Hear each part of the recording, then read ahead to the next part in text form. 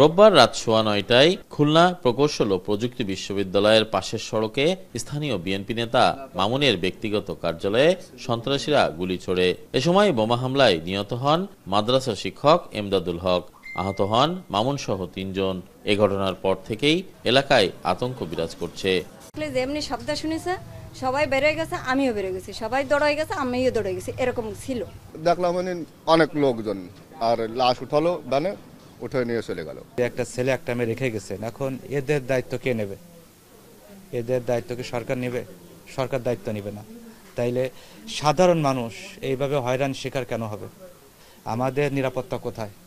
হত্যার ঘটনায় শোকে স্তব্ধ শিক্ষক ইমদাদুল হকের পরিবার। স্বামীর মৃত্যুতে বাকরুদ্ধ হয়ে পড়েছেন স্ত্রী সুলতানা রাজিয়া। সাধারণ মানুষের নিরাপত্তা নিয়ে প্রশ্ন তোলেন নিহতের পরিবার। এমন ঘটনার প্রতিবাদে বিক্ষোভ মিছিল করেছে স্থানীয় বিএনপি নেতাকর্মীরা। এ সময় বক্তারা অবিলম্বে জড়িতদের গ্রেফতারের দাবি জানান। প্রকাশ্য দিবালোকে মানুষের মধ্যে হত্যা করে দিয়ে নির্বিঘ্নে তারা পার হয়ে চলে যায়, প্রশাসন নির্বিঘ্নভাবে বসে থাকে, এটি কখনো সভ্য দেশে মেনে নেওয়া যায় না।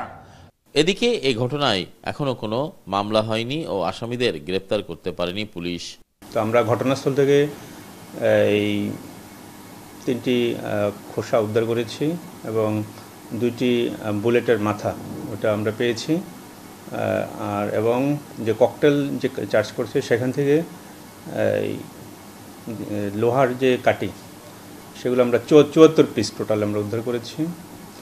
তো এই ধরনের ঘটনা আসলে খুলনায় এই প্রথম যে ককটেল চার্জ এবং সঙ্গে সঙ্গে আবার গুলি করা। আমরা অলরেডি এটা নিয়ে কাজ করছি এবং ইনশাল্লাহ আমরা পারবো, ওদেরকেও আইনে আনতে পারবো। পুলিশ সূত্রে জানা যায় আড়ংঘাটা এলাকায় গত 1 বছরে 3টি হত্যাকাণ্ড হলো। তরিকুল ইসলাম, এখন খুলনা।